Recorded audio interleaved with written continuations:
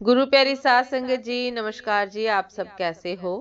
आशा करती हूँ बाबा जी के श्री चरणों में अरदास करती हूँ कि मालिक की कृपा से, निरंकार दातार की मेहरबानी से आप सब बहुत खुश होंगे, मौज बहार में होंगे और अवश्य ही भजन सिमरन में होंगे।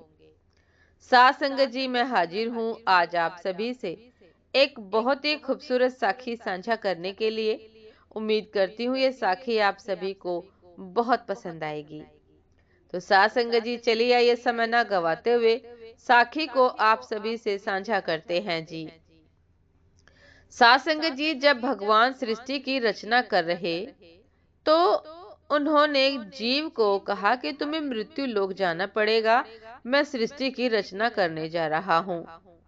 ये सुन जीव की आंखों में आंसू आ गए। वो बोला कि प्रभु, कुछ तो ऐसा करो कि मैं लौट कर आपके पास ही आऊं। भगवान को दया आ गई। उन्होंने दो बातें जीव के लिए की।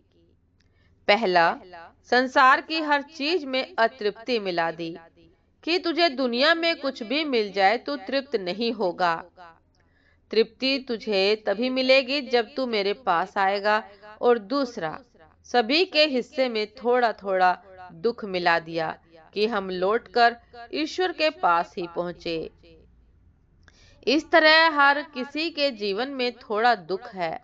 जीवन में दुख या विषाद हमें ईश्वर के पास ले जाने के लिए है, लेकिन हम चूक जाते हैं। हमारी समस्या क्या है कि हर चीज को दुख आता है। हर किसी को, हर जीव को जब दुख आता है तब हम भागते हैं ज्योतिष के पास, अपने दोस्तों और रिश्तेदारों के पास। कुछ होने वाला नहीं। साथ संगत जी, थोड़ी देर का मानसिक संतोष बस, यदि दुखों से घबराए नहीं और ईश्वर का प्रसाद समझकर आगे बढ़े तो बात बन जाती है। साथ संगत जी, यदि हम ईश्वर से विलग होने के दिनों को याद कर ले तो बात बन जाती है और जीव दुखों से भी पार हो जाता है। दुख तो ईश्वर का प्रसाद है।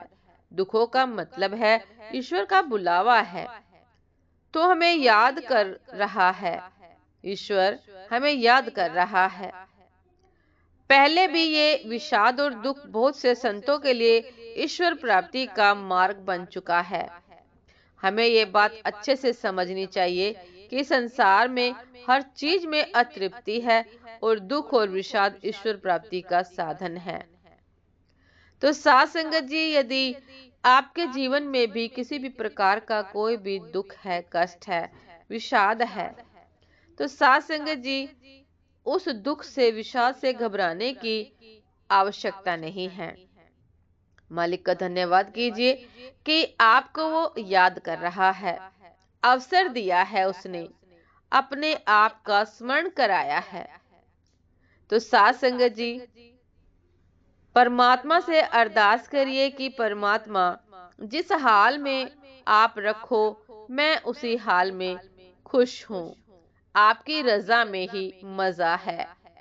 जब हम ऐसी धारणा बना लेते हैं तो साथ संगत जी, दुख का आभास नहीं होता, क्योंकि उस समय हमारे हृदय में एक विचार प्रकट हो जाता है कि जो कुछ मेरे जीवन में घट रहा है वह केवल ईश्वर की मर्जी है।